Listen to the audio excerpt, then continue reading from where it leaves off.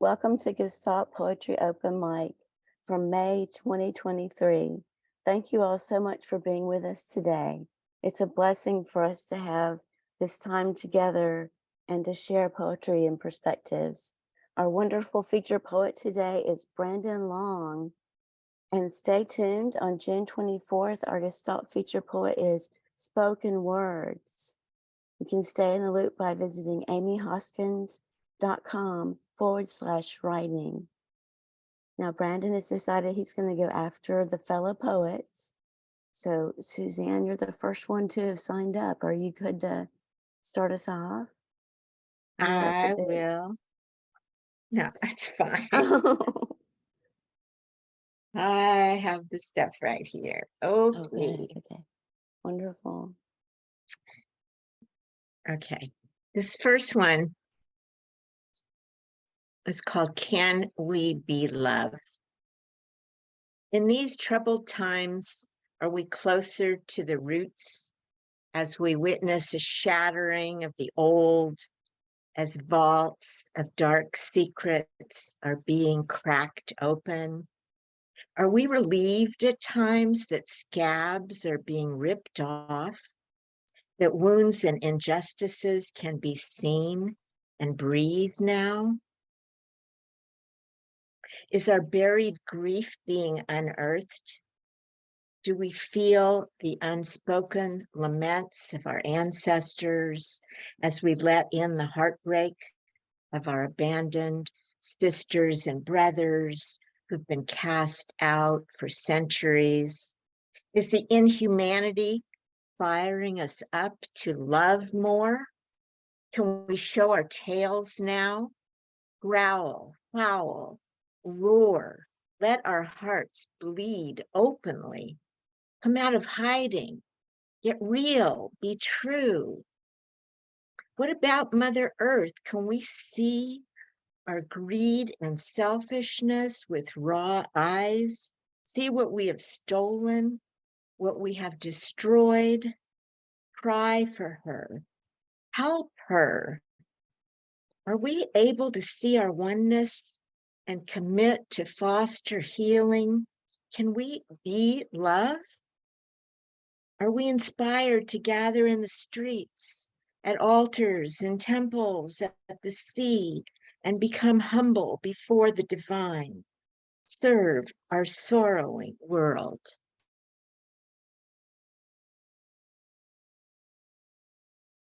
And then I have one more, and then a short one. Two micro poems. Portal. If when you encounter a space between your projects, between your problems, a gap in a conversation, a whole being quiet when you awaken at 3 a.m.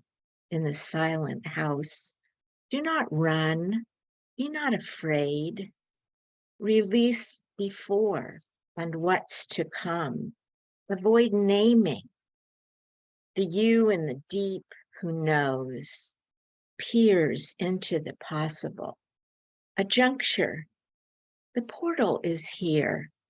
Will reveal itself again and again, like this, in the most ordinary of times. Be the awestruck child when just rain is a miracle. Enter, enter, enter, fully, fully be taken. And then two little micro poems. The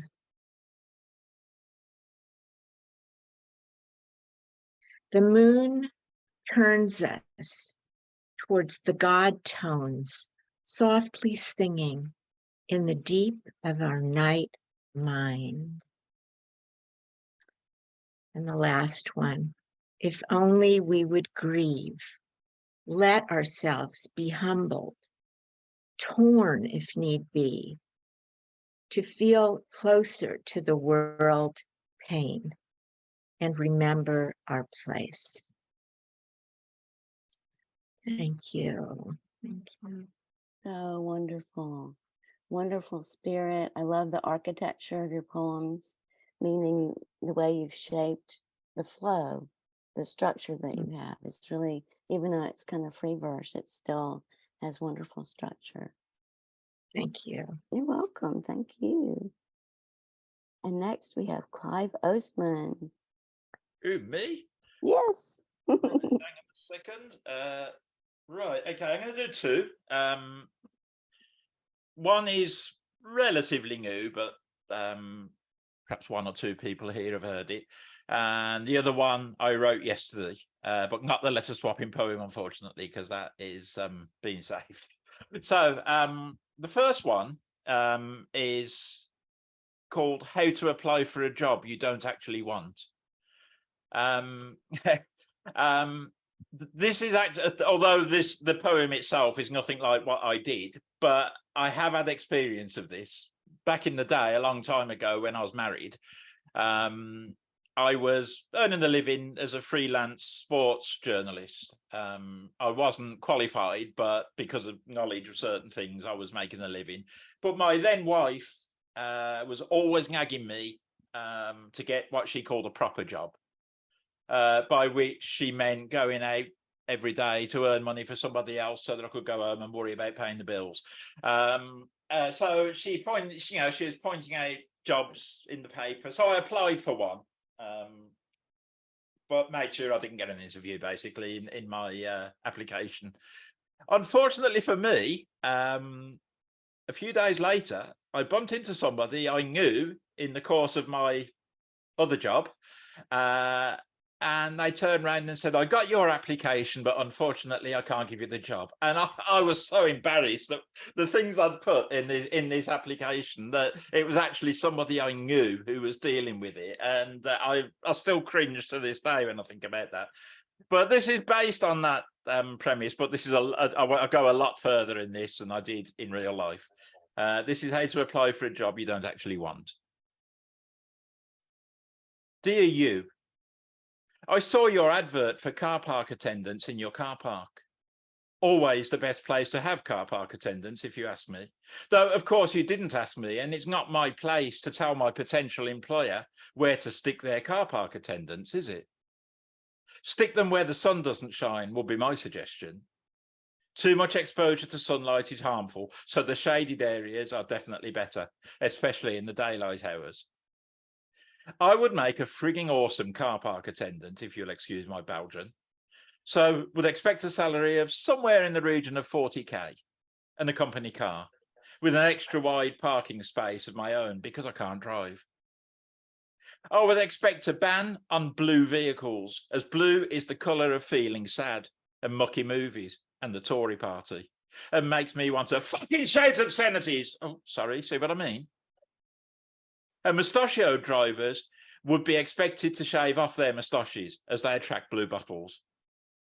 My previous work experience includes a spell as a body double for Zsa Zsa Gabor and 10 minutes as a vicar. I really hope you will overlook my 15 years in prison and give me the job, as my wife is nagging me to give up counterfeiting banknotes and get a proper job, as her lover had an unfortunate accident and she gets lonely when I'm banged up. I look forward to hearing from you. So that's that one. The second one, as I say, is new. I wrote this yesterday, and I'm sure you'll soon guess who it's about. It's called Family Man.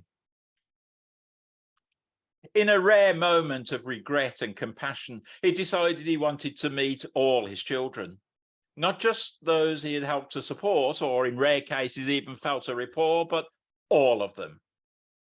Tracing them all would be no mean feat, but this would make his life complete. So he placed an advert in the press and even went on TV to stress how important this was to him. He had no clue what to expect, but took some time to reflect, and on the advice of his wife, who recently announced the creation of another life, hired Wembley Stadium for the day. This was the ideal meeting place. Soon every seat was taken and the offspring spilt out onto the pitch. Boris was very pleased with this, and at 80 quid a ticket, this was serious cash. And the kids and adults finally met their dad, waving DNA test results in the air to prove their eligibility to be there. They split into regions and formed football teams who played in their own national leagues and even fulfilled their dreams of playing internationally. FIFA went out of business as they couldn't compete with FIBA, the Federation of International Boris Bastards expecting reconciliation. Commercials went on the sides of buses, pledging millions to the NHS as TV rights sold for more than Liz Truss's guilty of wasting in a leadership mess. But Boris took the money and ran because the whole thing was a sham. He knew he had fathered an army of bastards and was always unable to resist a scam. So that's that one about our glorious ex-leader, Boris Johnson. So that's me done. I'm going to post a link in the chat. I'm doing a headline set tomorrow, although it would be morning for most of you because it's 2:30 in the afternoon here. So if anybody wants to get up early and hear my new letter swapping poem, I'm just going to post the link now. And thank you very much. Thank you. That was delightful as always. Thank you. Wonderful. Now we have Joy Johnson. She doesn't like funny. I'm after Clive again. God dang it. Okay, so I have to share screen because I'm going to share with you guys a little week-long project that I did where each day I made a little mandala and a poem, a short poem to go with it for the 7 deadly sins. Oh, great. This reading's going to go great, isn't it? Okay, so let me see if I can share the screen properly. Oh, there it is right there.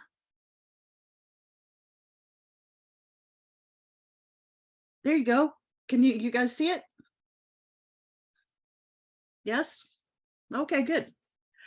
Okay, so the first one is greed. I looked up greed and I got this really fancy Greek word for pleonexia. So here's the first one. Grand plie to a pile of greenbacks. Greed intones a paean to what's alien to need, to what the pineal sees, where the palmy past desire comes affluenza, blocks aperigraha the tendency to let go. For what might I exhibit cupidity? I sure have dipped my toes in office supply pleonexia. The next one, I have to tell you the names of them because it's not always really clear. The next one's wrath, okay? Here we go.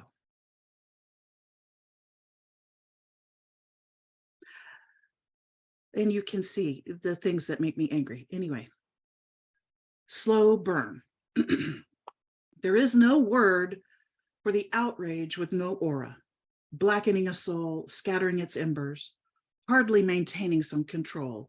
When all is curse-frying life, choler is heard crying in our streets. Next one is sloth, and it's even got a sloth in it.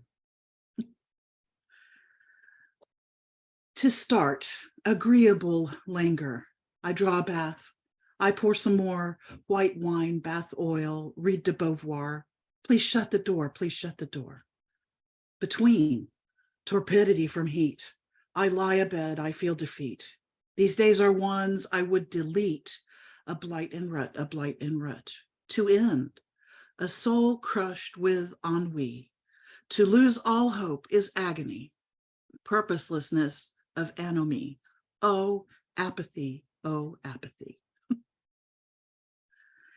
Next comes envy. So the name of this is Brahmacharya, which is one of the Buddhist 5 principal Buddhist values. It literally means walk with God, but it's usually used for like don't be lustful. But it's this was not written for the lust cardinal sin. This was written for envy. Okay. The antithesis of envy, unhand, release the frenzy for what is not had, is a clutching what puts one in its grips, a drive for inputs thought lacking from fate.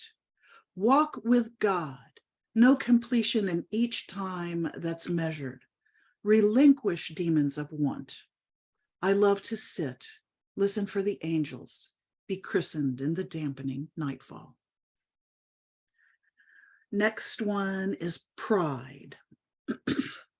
So this one is, maybe it's got a touch of humor, okay?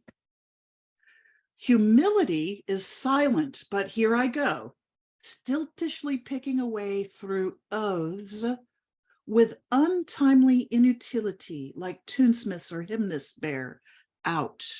Little nihilisms mistitle real life and unlimitless inadvertency of really no meaning nullities, nothing to fasten self-esteem on. So a nutshell of no ego as good as anyone who ever sat mom.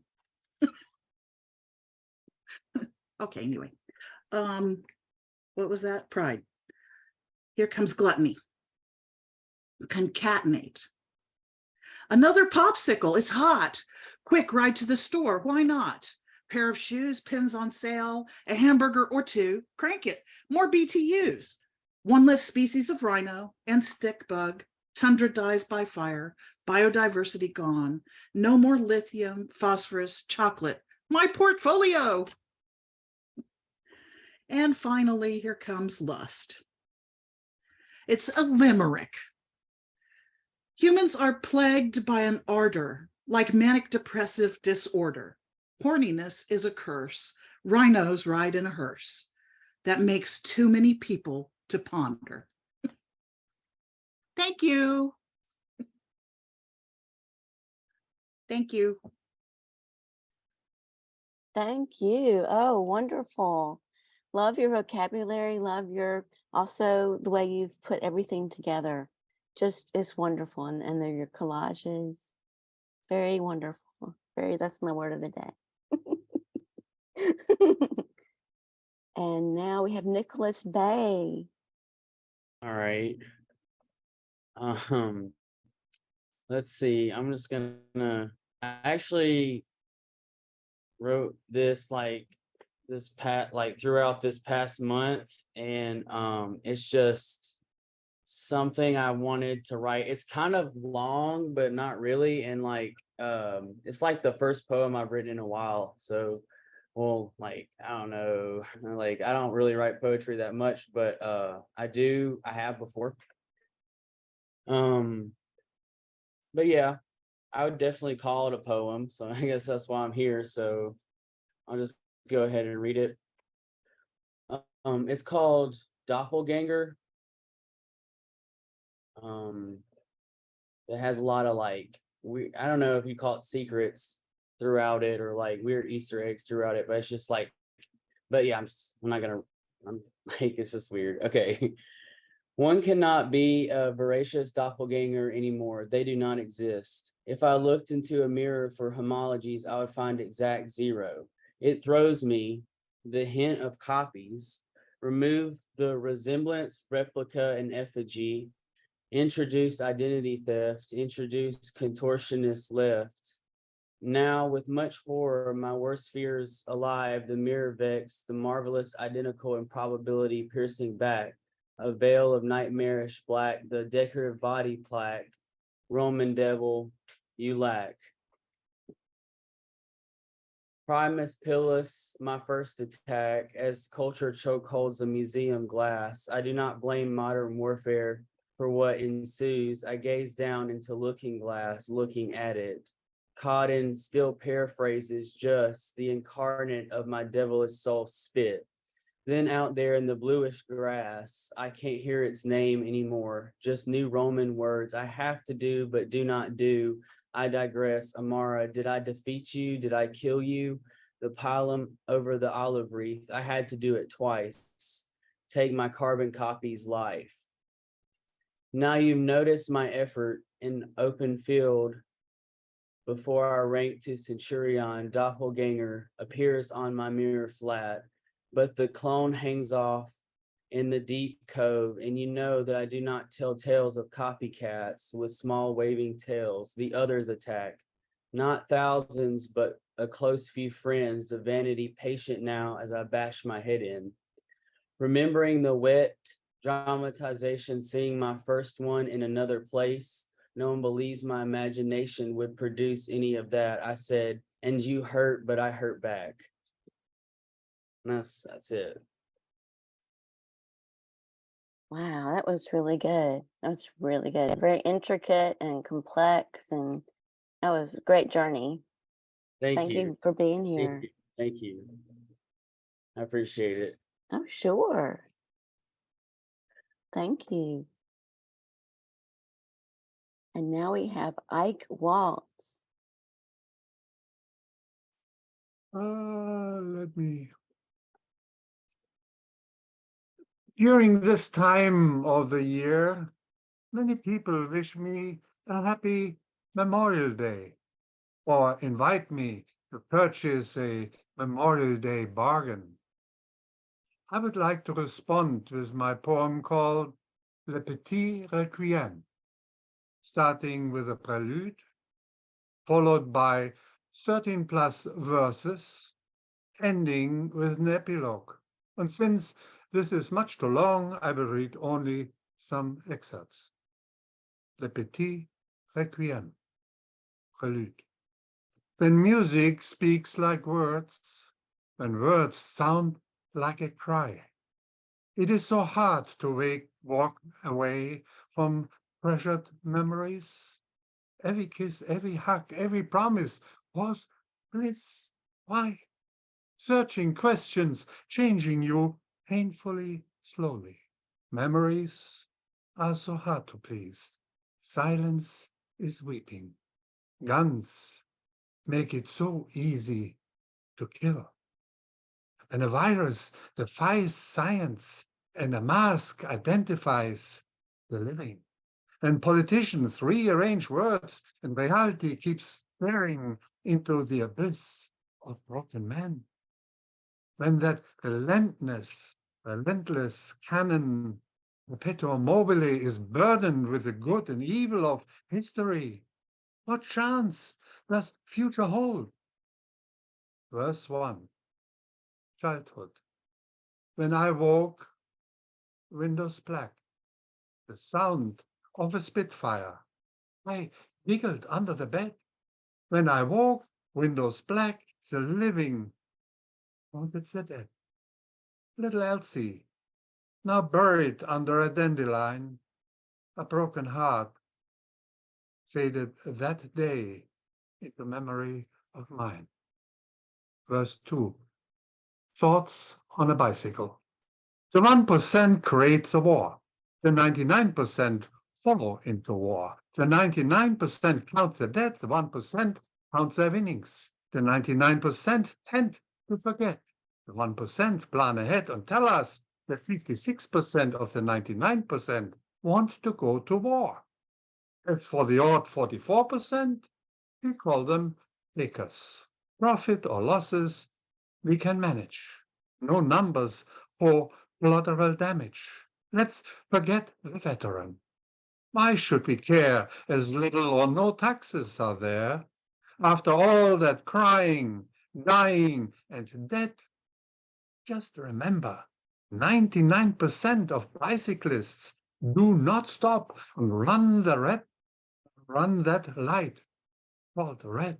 And now they complain and say, oh, dead. Verse 3, no ticker tape parade for me. Hero for a cause because I was ill. Not for you, but for why. Nobody will ask, how have you been? Oh, you don't hear me. I can't be seen. I lost my voice. I did not come back, but torn pieces and half a dog tag attached to a black body bag. Just for a staged, somber moment, the media reports a number, a rank, a name, age, hometown, and state.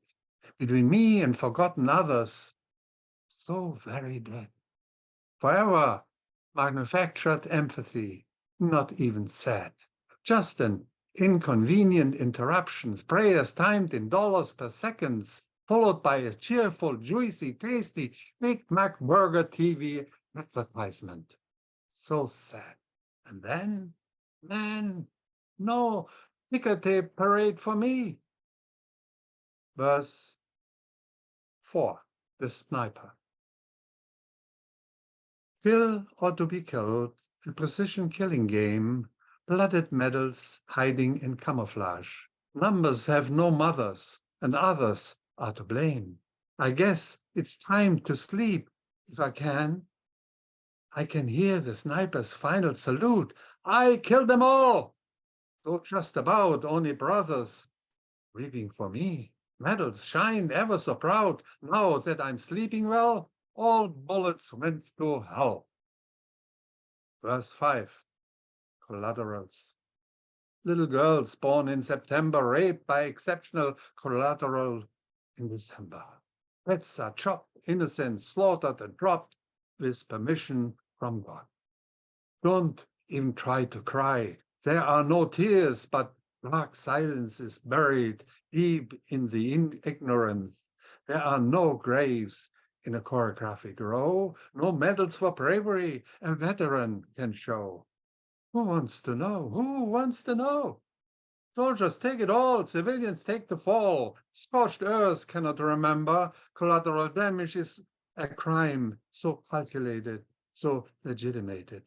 Matters for the enemy mob, exploited by the hypocrites, palpable are the sacred gods. It is so hard to please treasured memories. Thank you.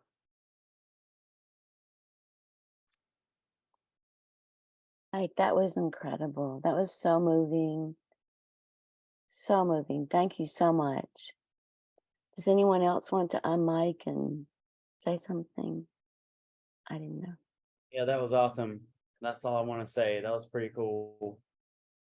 And I felt a lot of it.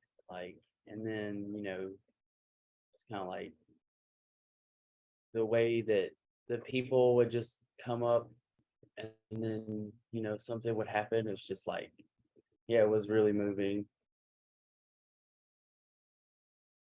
Wonderful. Thank you so much. Thank you.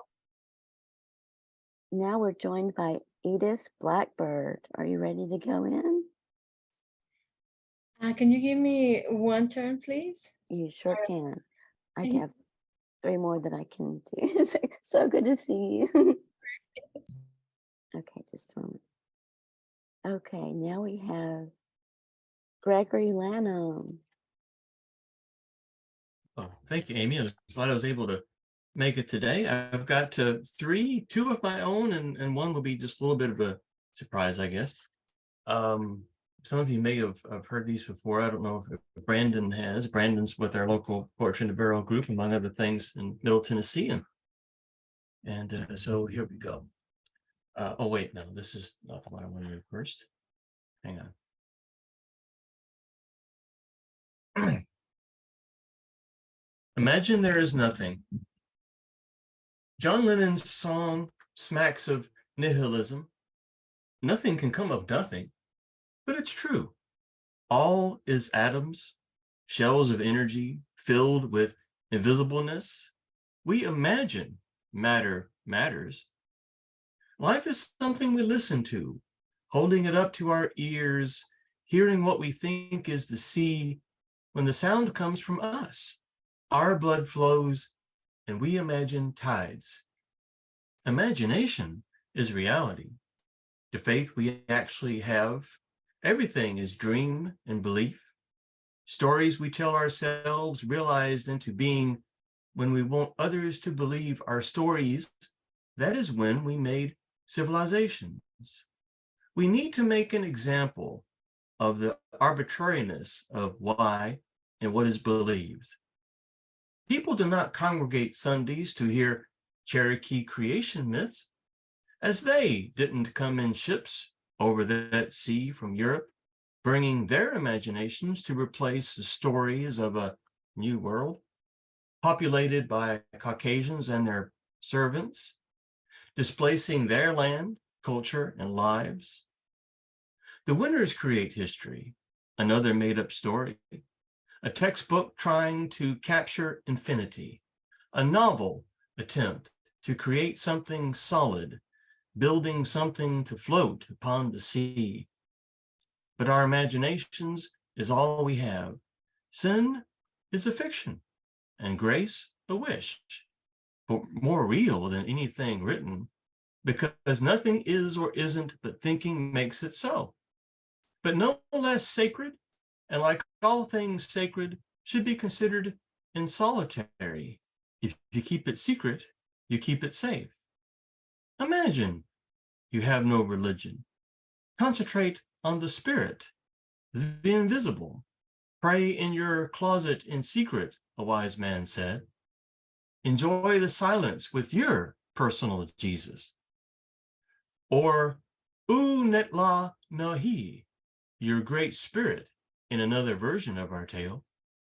Listen to these shells, these reverberating atoms creating creation, and the still small voice is your own, something created from nothing.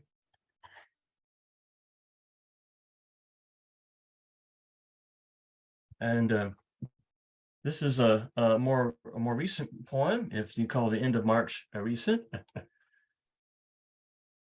This is a bit of a weird fun one. This is the way. Mowing early, end of March. Our weather, a casualty of empire, has caused the wild clover to spread to an extent that its doom is near. My mower whirring like metallic death, because it is.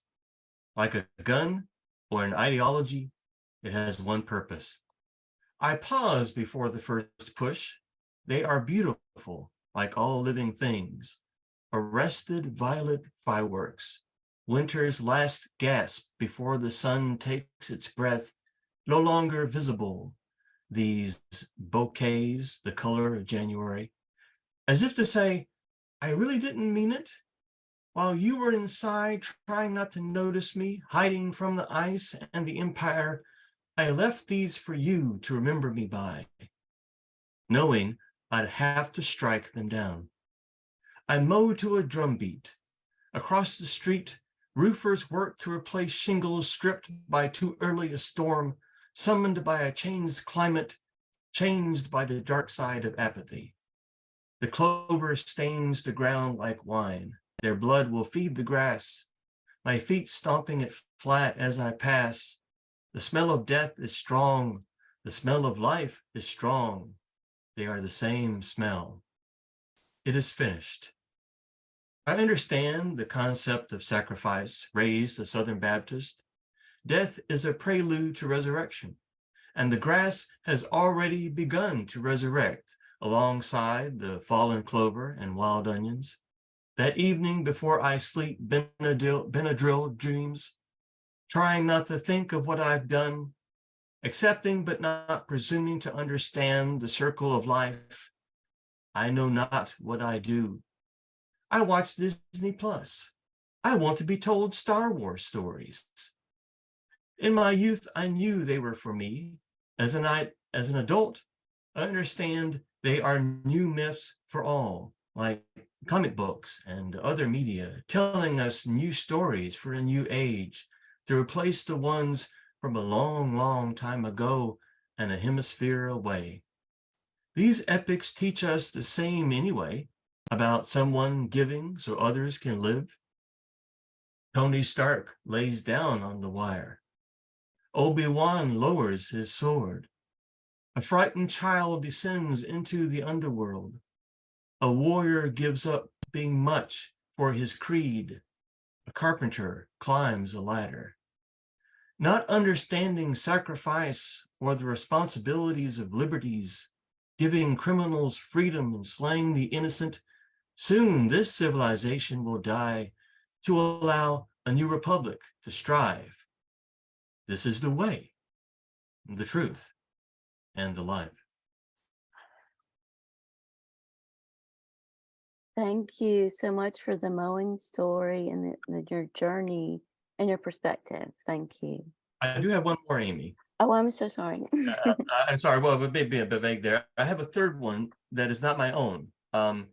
This is a poem by Gary Huskisson, who many of you know. He reached out to me recently offering me to read for him a couple of poems that he's going to do an Instagram video for. And this is not the one I chose to read, but I wanted to share it because he wrote a poem about the Nashville connection with poetry, Amy. And so I wanted to share it with the group here. It's called Nashville Sonnet. Nashville, the home of the blessed, the place where dreams are kept alive, the ancestors of poetry of the brew, and in the borough stand tall, the relatives of Francesa, Friedman. Oh, wait, I'm scared. The relatives of Francesa, Hill, Greg, Amy, Christine, and Joe were the first. These queens and princesses, freedmen, soul brothers, and sisters were the first to sit down like ebony and ivory, sharing the same breadcrumbs, drinking from the same chalice, cleaning up the debris from the segregationist bombs. The teachers and the students from the capital of Tennessee started at chapter 1, civil rights, became civil rights when Nashville desegregates its schools first. Lost cause of the Confederacy became the Ku Klux Klan. They sat in, Nashville students and the Christians were sent to lines for their moral protest. Epidemics, lynchings, bombings, and pandemics, the Athens of the South, we shall overcome. On Jefferson Street, we'll play some blues and jazz via the Opry, boogie. I dance the midnight oil with my friends who keep the dream alive. And that's Gary for you. All right. Love Gary. Thank you so much. I love Gary so much. Thank you, Amy. Thank you. Thank you. Edith, would you like to go? Yes, please. Thank you. Oh, wonderful. Thank you so much. Thank you for Welcome. your patience, and showing this space for everybody here. Edith Blackbird and Amy Hoskins represents for me like the godmother of lenguas, which is the open mic. Oh, sorry, the diversity open mic. We now Martin and I do every month. So just a shout out here about that. So thanks to you, we have this space also for diverse in different languages and arts. So you are all invited in this room if you want to join us this next month in June. I'll put everything there in the chat box later on, so you can join us if you want to. Okay, so I have a couple of poems, a little longer one and like a small one. So if you can hear my voice and the sound, just give me a thumbs up, please, so I know. Thank you so much, everybody. So this poem is called SOS, a little bit about mental health.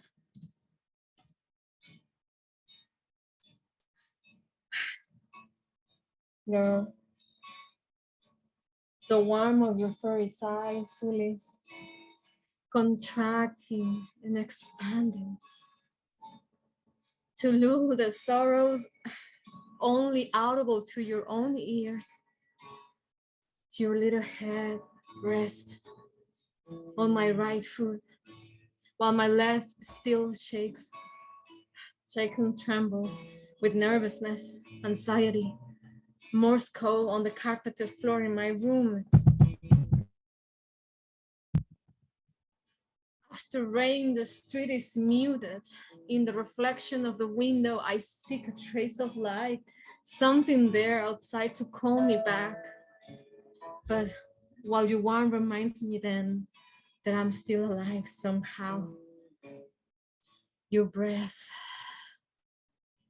comes through the fabric of my Converse sneaker, soul worn out by aimless night walks without destination. Always when I lack air, I always lack air at 12 a.m. Once I walked with coast of memories, with demons trotting in my head and just pulling the strings here and there, trying to capture my next step and maybe a step. I have walked for years, you know, though. So many that I don't remember when I was yesterday, not even that. But now we walk together. But I must admit, they don't have any warmth on my feet. They don't know Morse code just like you do. SOS on the carpeted floor again, like every night. And your tenderness rescues me again and again and again, makes me stand and take your leash surely, adjust my worn out Converse and leads me down the midnight streets in search of the lack of air every time at 12 a.m. Thank you. That was my first poem. So another one with a little bit of bitterness in it and depression embedded. This is called Abuel que Lala, which is an Spanish version of Get Out of Here. Spanglish. My belly aches and my shoulders tense. I'm at the claw cat facing a vicious dog under a lamppost. My missing claws hurt as much as the irritation, hunger for them in my belly. Traces of blood red polish mixed with my own blood and scabs. Ouch. Morning, just dressed in black, swallowed by the shadows in my room, made into a ball. Oh, my black morn, hunch, semi-sunk in a black vinyl chair, just as black as my garment, my sore self just whining and whining again. The mirror does not lie. My dreams sometimes do, though, because when I'm asleep, I see again what I was, and what I wanted, and what we were. But you know, the shadows in my eyes unmask what it is not longer wanted, and that is me, yo. And only a blank page remains, a gaping void, as empty as your oaths, as fragile as your word, just like you, insípido, vacío. You took almost everything from me because you were empty, and still you are. There's no hope. I tremble. Maybe that will give you karma a little blush, maybe some color to the paper I crumble in my hands, moistened with the dread in my eyes, cannot even blink. You piss me off, dude. I don't know whether to laugh or give the middle finger at my reflection on the mirror, pendeja que soy. Before you, others and even myself threw me into voids you will never see. And I wish you never had to. But I can say for sure, despite the vertigo, something always allowed me to inhale again, clean the mud from my feet and tear the stitches from my lips. Something that made me come back a little to myself, made me wake up from the narcotic coma, and that was my fucking poetry. Always there. My origami treasure, misunderstood like me. Oh, and even that you want to take perro codicioso, pero no, my poetry, no. What good is in it to you anyway, huh? And here you have me begging, dressed in black on my knees, por favor, please don't take my poetry. Don't you remember you made me with metaphors under my ribcage, made me believe you adore my rhymes. I fed your foul ego with sonnets and songs all the time. And my poetry will never be yours again, though. Te lo juro que por Dios, it was for a while on those hot days, I know, but not anymore. In the end, it must go with me. It's mine, it's mía. It was your choice that Tuesday at 11 p.m. It was your ruminant word. And I'm sorry that you had to live with your avoidant mouth, your whole self, and the leftovers of our memories. I'm sorry that I'm the puta ex who still loves you, but who still wants you, I know, but you know what? That was a waste. Mi chingada poesía served me and will serve countless generations, mix in my blood and part of my history, my background, my ancestors and all. And your life is just there waiting for something else to come up and brighten it up again. And that is not will be me anymore. I had to say, I'm sorry, but it's not. I am not sorry, really. No, mijito. You're just the ex. Chiquito, chiquito, chiquito. And I'm the whore who misses just being that. A poet whore. Así que vete yendo. Ahuécalala mucho a la chingada. Thank you so much. You are such a powerful performer. Oh my gosh. Thank you. That was brilliant. Thank you. I appreciate you being here.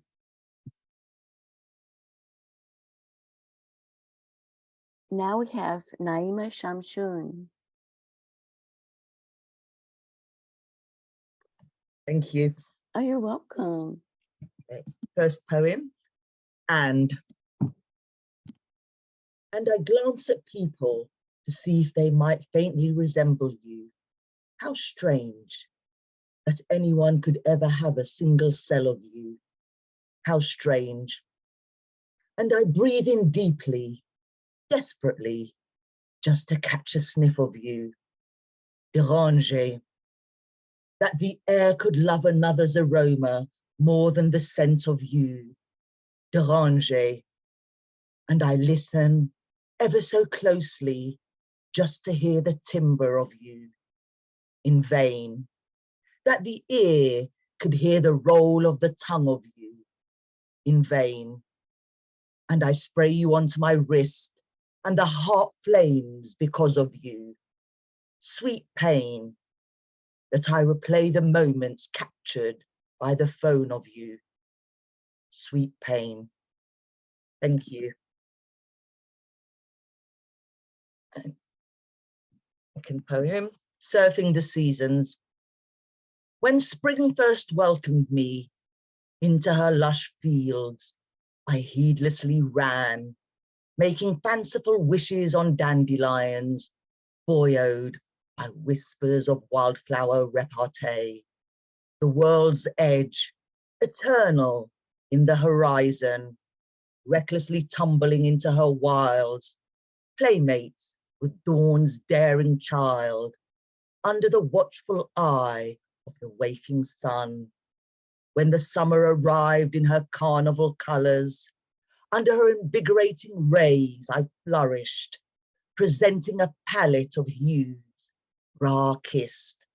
Audacious buzzing trails the scent of honeyed nectar. How the trees received me with pomp and ceremony, their branches lined with emerald flags. The breezy babble bravado brags, feckless and solar charged for a date with destiny. Then came autumn and the leaves blew away.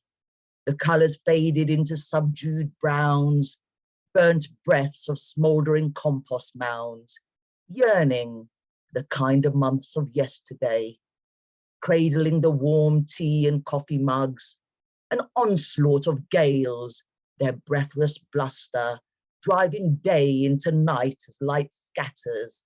Once I met peaks with shrugs instead of hugs. Winter wickedly looms, her grey chill bringing dread. The orange blossom despises the cold. The frost bites at her roots and takes hold. An assault of hail and snow that bites and shreds. The clock never goes back more than an hour. The seasons ephemeral and we immortal. Winters freeze, static, and we fallibly mortal. In heavy darkness, life still flowers. Thank you. What a brilliant storyteller you are. Those are wonderfully crafted. Thank you so much. Thank you. Oh my gosh, thanks for being here. Now we have Kate Jenkinson. Thank you, Amy, for letting me read. I come along to listen, and yeah, wonderful poetry so far. Thank you, everyone. This one is called Friendship. When I spend a weekend with my best friend, we untangle knots. We find each other at the end of blind alleys, turn on the light of introspection, and guide each other to new pathways. We notice all the heaviness, waiting each other's words, find the helium balloon of the moment, and tie the thoughts to each string and let them do their thing. We experience history and artifact. We drink tea and have a laugh. We talk for hours and seconds pass. We sit with knowing and not knowing, holding both with kid gloves. We share the many hats we wear, the meanings we make and are making. We hope for things for people that make them well. We wonder at the craziness of it all. We drink more tea and quiet falls. We sit in each other's presence. It feels like we've always been together, but only in this moment, finding words that weave into blankets that soothe the hurts, and we keep worrying at those knots together with a gentle curiosity that inquiry will find a way to free the tangles that have defined you and me until we made the strands of our identities. Clear and bold and opinion free, the loss and love and hollowness in every fibre of our being. Alone we had no way of seeing, but the microscope of our friendship does. It shifts and sorts and helps us both. And I spend a weekend with my best friend.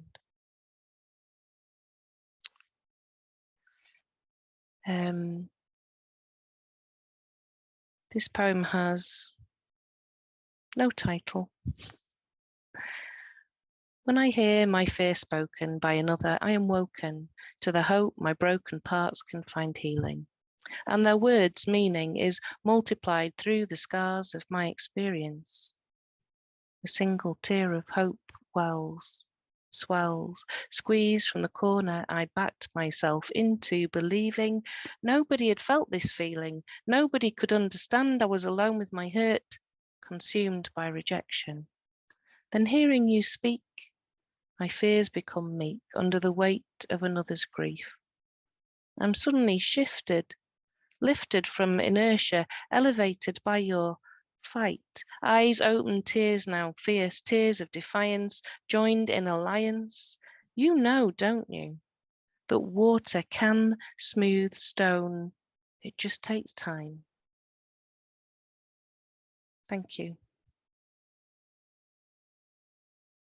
Beautiful. So beautifully done. Thank you. I don't know what else to say. Does anyone want, I mean, just blown away. Thank you. Thank you.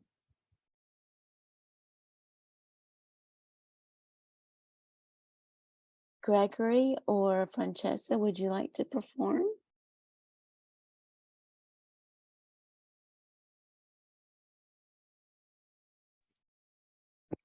Me? Mm-hmm. Sure. Good. I was just Welcome. a little late, but glad to have made it. Wonderful poetry, all. I'll just read something here. This is called As Best We Know. What is the nature of appreciation? Something benevolent at the heart. Something that is a pleasure is appreciated. What is appreciated grows in value, little by little, becoming more over time, appreciating. I try to be appreciative. I try over time to become more. Whatever of truth I see, I try to build it up, to make it grow, to share it, ever expanding like the universal nature, as best we know. I try to appreciate the truth, to be appreciative of it, not to make it less. No fan of depreciation, of being depreciative, always breaking down, rejecting the benefits of the truth. Deconstruction can indeed have its use, that's conceded. I find it better, though, to build upon the truth, breaking apart only where progress is impeded. Still, though, we seem to see the truth lose, to lose the truth, to see its value seeming to be reduced or rejected altogether for the favor of some wine or juice, no taste for the water, not sweetened for its use. Even knowing the water is what's best for you to consume, the way it is used in the human body for fuel, we are richer each time we breathe this air in, we fools. Another taste of the place where the growing truth of life begins, another life cycling without and within, another moment to grow through, never to be so wasted again, to become more full of wonder over time as it goes to wonder even of what dreams may come then. Therein is found the dream of the pursuit of the ascent. For those who've espoused this more appreciative bent, for those others best left to their dreamings of descent. After all, there are but two ways at the end of the day to make a bed. I'll make mine gladly and sleep well in the end.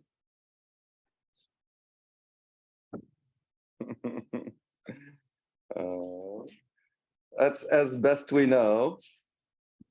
And I think I got another one if there's time. This one's called A Pirate's Life for Me. If life were harder than it was easy, life wouldn't exist, you see.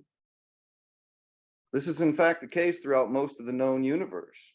Despite the best efforts of our disbelief, life is harder than it is easy there, so it isn't there, indeed. The Occam's razor to so much of our most human philosophy, life is easier than it is hard, or we wouldn't be here at all. However many challenges and dangers we face, the aspects enabling us, the aspects supporting us, our very existence is proof that they are the more powerful things. There's more working for you than there is working against you. The struggle, as I see it, inevitably becomes how do we broaden our awareness of the benevolent and beneficial aspects of our existence, having the broader awareness of them, how do we react to them properly, which is to say, the manner most fitting of oneself. There's a definition to dwell on. What is proper is what is right for you. I would suggest it is proper to recognize the wondrous coincidence of our existence. That may be the most universally proper thing I can think of. To be buoyed by circumstance, to expect that, to count on it, to revel in it, to spread it like a song, a new gospel, not displacing the grace and favor, not a degrading of the sacred place of the Savior, but a richer promise shown to fulfill those old aims, to dwell on the nature of how this life has been well made, to cry hallelujah, ignited some form of holy praise, thankful for the rise of the life-giving rays, inspired to provide the water, the chase of its way, driven to speak and to dance, or perhaps alone to solemnly pray, to rise then from the knees to greet the dawning of the day, to mind the eyes and guide the tongue in its taste, to hear the hum and rattle of how the music is always made, to feel like things tend to inevitably bend to be great, to have the fearless nature sought for by the nameless authors of our faith, to inhabit those aspects that come to rise above the change, to cling to whatever makes this life alive, to live again, to harness the power dead to all death and every sin. Is that not the myth we've been challenged our whole life with to win? Forever in the balance, what a fool would choose then not to live, not to be, to give in, to even question this bliss. Yes, indeed, this bliss we've been blessed with, to live and even to hold a heart and a mind. However much they might have grown so weary or restless, they afford us still the ability to decide, to see all of life as a thing that's divine, to rise up in the morning the same as the sages who laid down at night, rising and falling upon the crest of the tide. That's a pirate's life for me. Thank you. Thank you so much for your philosophy and your reflections. Very welcome. Thank you. Thank you. And now it's time for our feature poet. Wonderful. Okay. Brandon Long is a spoken word artist who enjoys performing at open mics all across Middle Tennessee. He is clumsy and optimistic and loves any and all cats. Brandon's style is energetic and animated. He is also a member of the Prodigal Poets Poetry Club, which is awesome. So I hope you'll join me in welcoming Brandon. Thank you.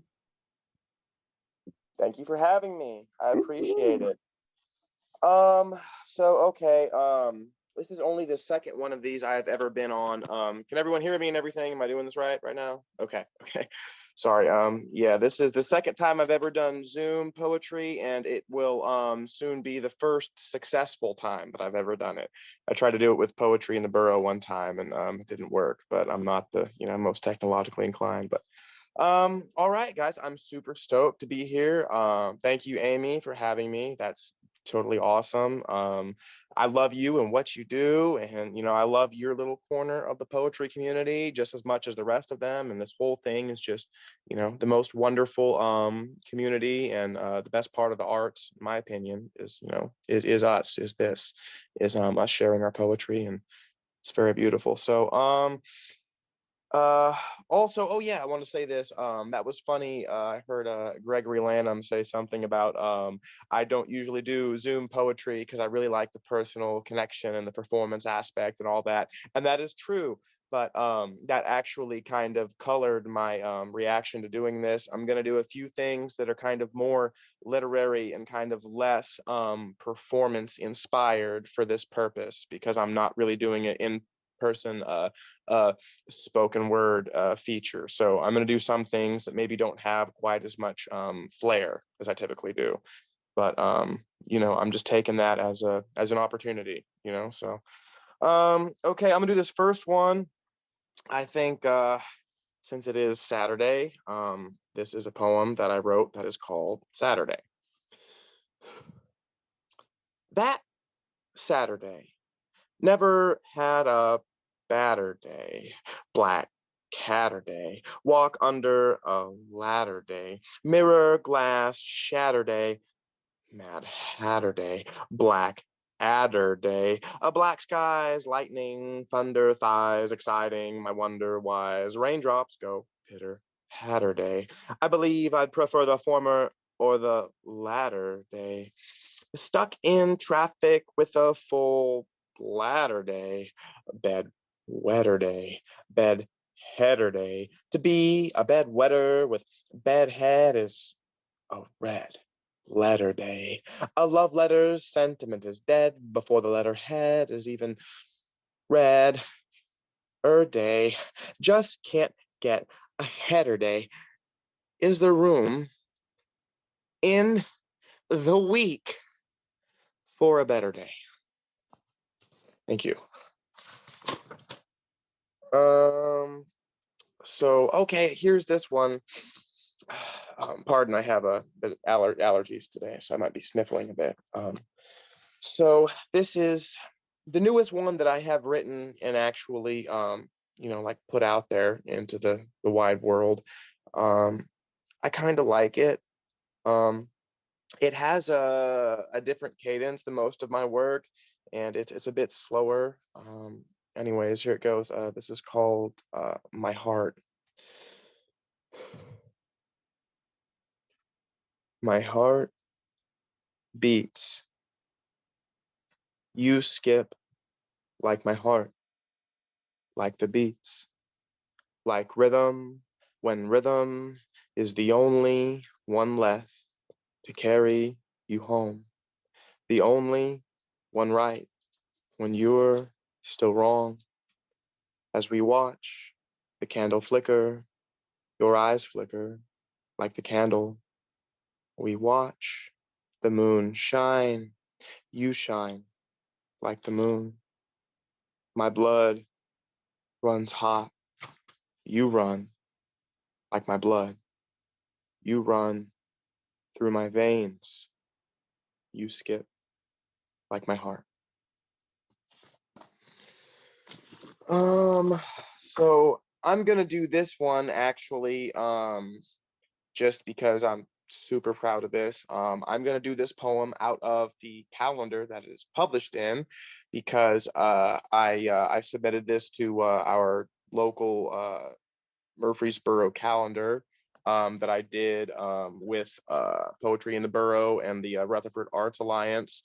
And the title of this poem is called Dreamers Awake. And let me show you if you can see, that's actually also the title of the whole calendar is Dreamers Awake. So yeah, that's something I like to brag about now and then when I get a chance. I was very proud. It was wonderful to work with everybody that was involved. It's really short, but here it goes. This is Dreamers Awake.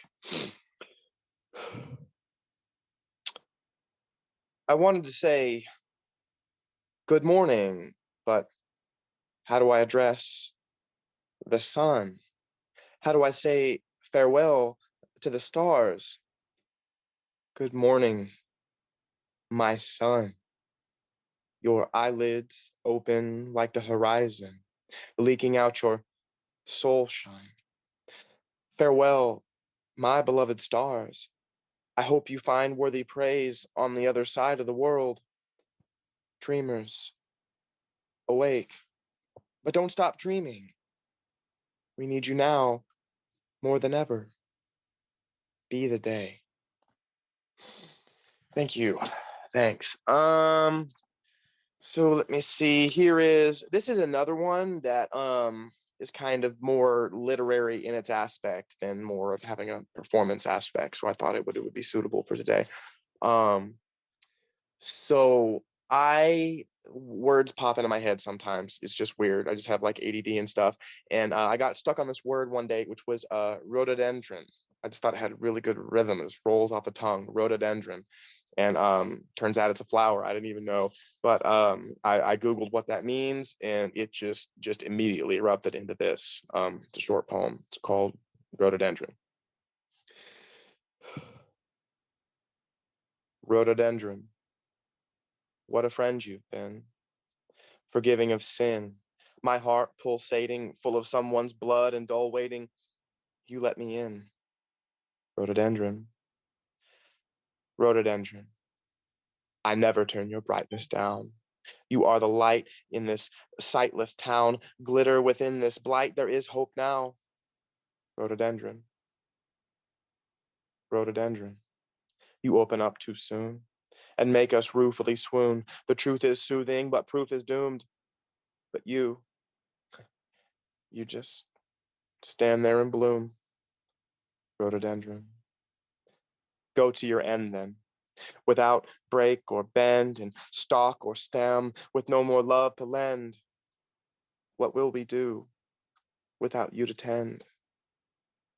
Don't go, oh my sweet rhododendron. So I guess I have two more on deck right now. I didn't actually time anything out, so I guess Amy, you might have to let me know if I'm getting close to my limit or whatever.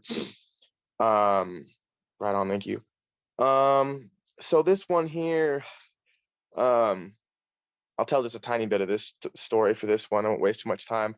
There is just a certain girl that I happen to know. It's in my circle that I was supposed to take out for, some nice tacos, for Valentine's Day. And she ended up bailing on me. That was fine. It wasn't too big of a heartbreak. We're still friends and everything. But I bought the flowers, you know, and everything for, even though it wasn't supposed to be like really romantic, but I just wanted to, you know, I like corny things like that. I love cliche. I love corny cliche things. I bought her the flowers. I was gonna take her out to tacos and she bailed on me. I went home and I wrote this poem and I literally threw the flowers into the dumpster. And the second that I did that, the whole poem just blew up in my mind as I did that, just watching that image. I was like, that is so poetic. I just threw forsaken flowers into a dumpster. So this is about that. This is called Valentine's Day. It's Valentine's Day. I bought a bouquet of flowers, thought about it for hours, dithered, but finally decided on roses. But oh, how they wither without noses to smell them. So I say, the hell with them. What with being alone, I can't exactly return to sender. But as the facts be, my heart's a bit tender. I can't help but remember every heartbreak. Never look back, they say, but for goodness sake, that's hard when you walk in reverse every day. To be a verse in a love poem in every way is the closest you'll ever get to immortality. Is this a quotient of ethics or morality? Of course not. For all's fair in love and war. And like and more and obligatory acquaintanceship. Let's get the story. Must be an ancient ship if it ain't sailed by now. Wow. I failed again somehow. At least they were already wilted when I bought them. I guess some things are just meant to be. You must be meant for someone, but just not me. All right, thanks. So I'm gonna do, thank you. I'm gonna do this one too. This is one like a year ago I performed in person, but I haven't done since. And it's quite depressing. So I hope y'all are feeling like being depressed for about 3 minutes right now. Pardon. Oh, sorry, I had a little bit of wine with lunch, so I'm burping it up. This is called Her Name Is.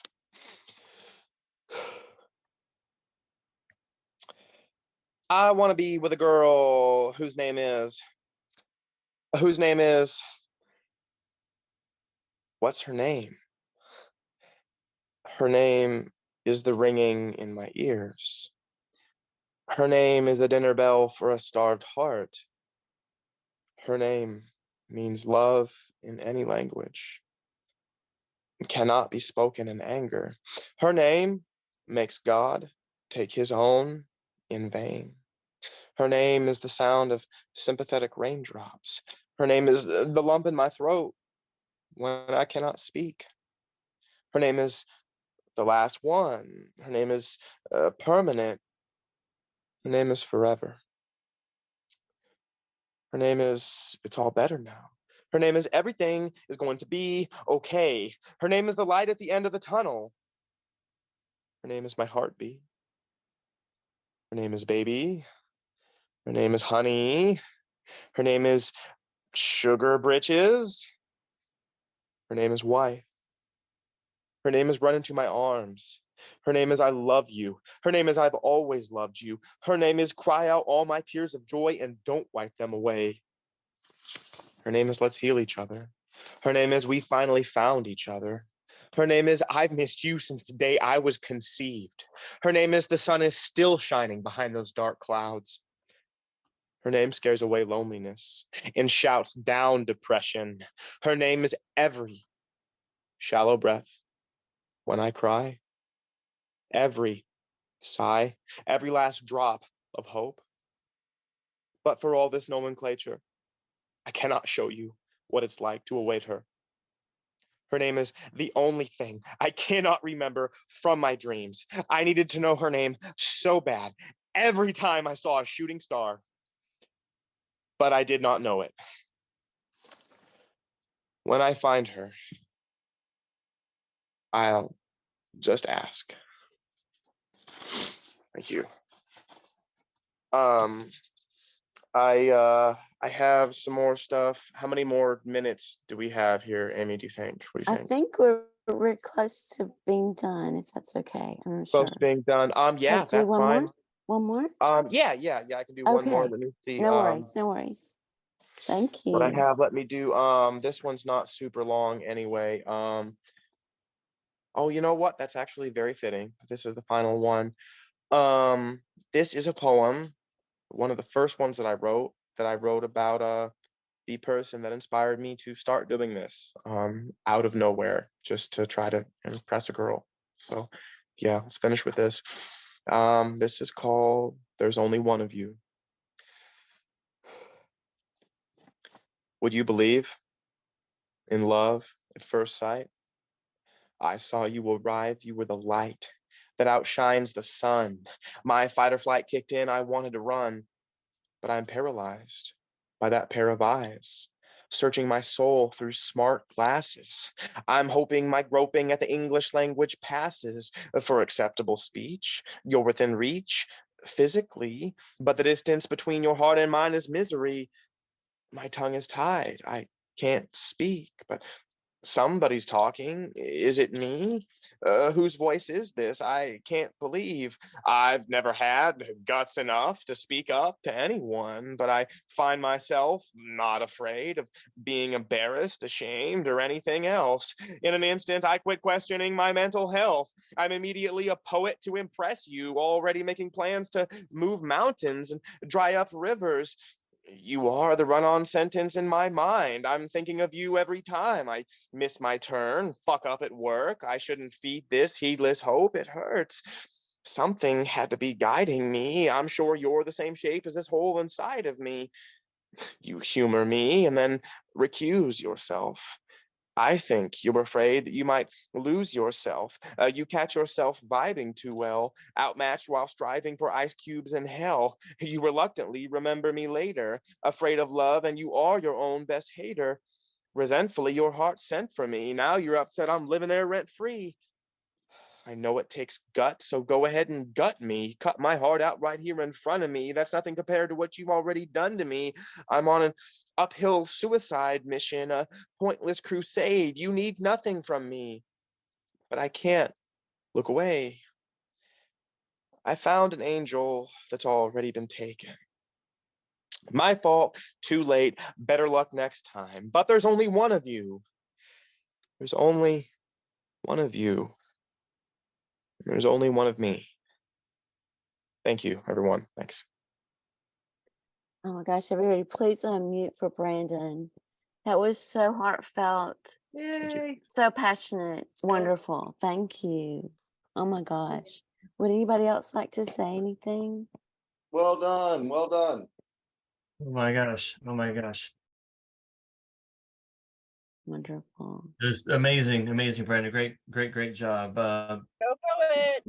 Yeah. Brandon, well, I didn't know he was already in the room when I was talking about how he doesn't like to perform over Zoom, because Brandon's very much a full-body poet, if you know what I mean. He gets into it, and you would not think that a big imposing human like Brandon has such a sensitive soul to him, but he does, and is heartbreaking stuff. Brandon, great job. I agree. And the humor and the rhymes, just wonderful. Thank you. Would anyone else like to perform before I read a couple? Francesca? Alexandria? I have one that a short one that I would love to read for Mr. Lannam, because it his clover metaphor reminded me of this one. If you don't mind. I don't mind. Let me see if I can find it. No, that's not it. There it is. It's called Creatures of Little Faith. I examine the pregnancy of moon gibbous. She climaxes in fullness, spawns bizarre behaviors here below. I witness the shame of crepe myrtle in her opulence. She hangs her heads. The result is multicolored midsummer snow. Blue sky flies over treetops, curling hills into lamb's wool. And I want to go back to when I lied without another thought, kept my guilt close to my own heart. what difference can we make now? Lovely. Thank you. Thanks. Thank you for sharing. It's my crepe myrtles with the multicolored summer snow. It said the flowers on the clover were remembrances of winter. That's what made me think of that. That was beautiful. Thanks. Thanks for sharing that. I have a really short one. Okay. Let me just pull it up. I wrote it actually last night. It's called, let me get to it. Roses Don't Hurt. Okay. Life is a rose, and then the wind blows. All I know is that it's beautiful on top, like a breeze flowing through a cloud or down on the tree. Gathering some sticks and some leaves, varying from the rose, it's a thorn that's twist, seemingly eternal. I didn't really know what I was going for that, but it was kind of short and abrupt, but like the eternal part was really like an expansion of the poem. Like it was supposed to keep going, but I wanted to stop it there because that was the journey, and I wanted to stop and kind of like right then, you know what I mean? Just But don't give those roses to Brandon though, because we know what'll happen. Oh yeah. That'll nip that eternity right in the bud. Good one, Joy. Oh my God. Okay, thank you for sharing. I have two. One is an older one from maybe 3 or 4 years ago. It's called Of Oracles. It makes a heart when I pull a spoon of brown sugar from my coffee from the jar. A spoon of peanut butter from my bread. It makes the shape of a heart right there on the spoon, making me stop and smile. You need a steady hand, a firm measure for the sugar, for the white flour or the brown, the cornmeal, the cake flour that comes out of the crinkly bags. Reminds me of making cookies with my older sister at Christmas when we didn't have a mixer. Beat butter and eggs by hand. A steady hand to measure soil from the compost bin, the potting soil bag, wheelbarrow to flower bed. Steady with delicate roots that only have seconds or so before they go into shock and eat earth and water again. Steady on. What makes an oracle anymore when they used to be blowing dandelions in the wind for wishes in summer? Into an unknown future that had to be better, into a career, architect, teacher, writer, what? Now my oracle is peanut butter on a spoon in the shape of a heart, reminding me of the love in my home now, making me smile. I pick up the phone, another oracle waiting for the email to load, scanning the old emails, more oracles into unopened email worlds. Any one of them could be magic today. Pythia, dear priestess, what would you say of my fire, our fire, my lack of curses anymore? I'm full of blessings instead with hope, smiles for hearts when they come. May you have a blessed day, or may you have interesting times. We much prefer the former, not being a curse. May karma find the guilty. May it not get worse.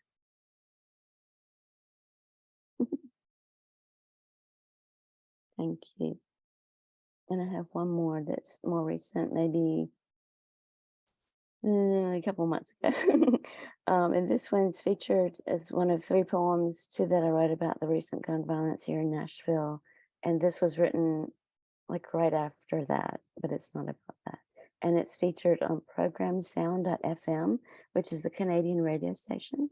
And I get to have a link, I think, in the next couple of days that I'll share. It's called True Love. The heart has to shine, not hide. When I breathe, tectonic plates shift deep inside. Water wrinkles with light and waveforms, ocean and lake, silver rivers all lap the shore. New Zealand blues, we are all home under the same sky, same sun. Breathe in light and darkness, they are equal. Bumblebees are sleeping still as true spring has not arrived. On midsummer mornings, I found them sleeping in the flowers. The universe is a system of systems, language of languages. Every atom, every molecule sings its song. We only have to listen deeply to translate a new ancient rhythm. Licorice midnight sky abounds with infinite stars. Spirits of bumblebees visit us, remind us, respect instead of poison. Crickets out of sync would never happen. They sing the bright world all night. Nature of freedom, freedom of nature, music of the spheres is true reality. Industrial magnets, long forgotten moral centers, pull out from the planet what profits them. No respect. No respect. Austerity for most while some get rich. It's gotta flip.